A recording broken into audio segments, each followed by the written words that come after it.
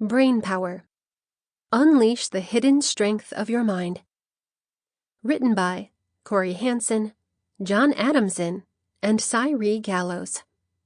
Narrated by Mark Milroy and Kasey Logan. Accelerated Learning. Understanding How to Memorize and Change Your Learning Style by Cory Hanssen. Narrated by Mark Milroy. Chapter 1. Memorization is not a bad word at all. School is ending, and students surely welcome the break. That being said, they will do quite well to think on how they learn to learn, so that next fall they can be more effective with less effort. Interesting how that reminds me of school in general. In my experience with students, both the university students I teach and the secondary students that teachers tell me about, the biggest weakness students have is that they either try to recall school material by rote memorization or have no technique at all, depending on some kind of magical psychological osmosis.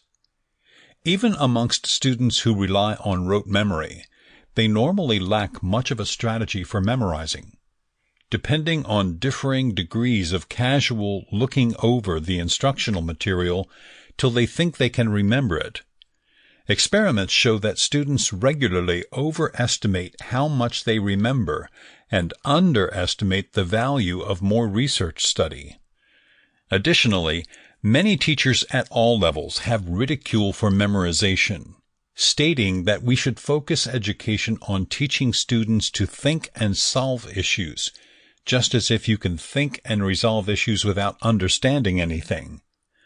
A lot of teachers regard remembering as old-fashioned and even destructive of enlightenment.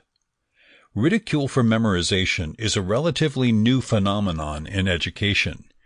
In old times, people took great pains and pride in remembering big amounts of info. The introduction of printing greatly decreased the need to memorize history and cultural mores. In contemporary times, we have the web, where you can just Google what you need to know. So who needs to get brain strain attempting to remember things? Now we have a book by Samuel Arbesman, The Half-Life of Facts, Why Everything We Know Has an Expiration Date, where he reasons that there are no lasting facts. They all have a half-life, that is. Sample complete. Ready to continue?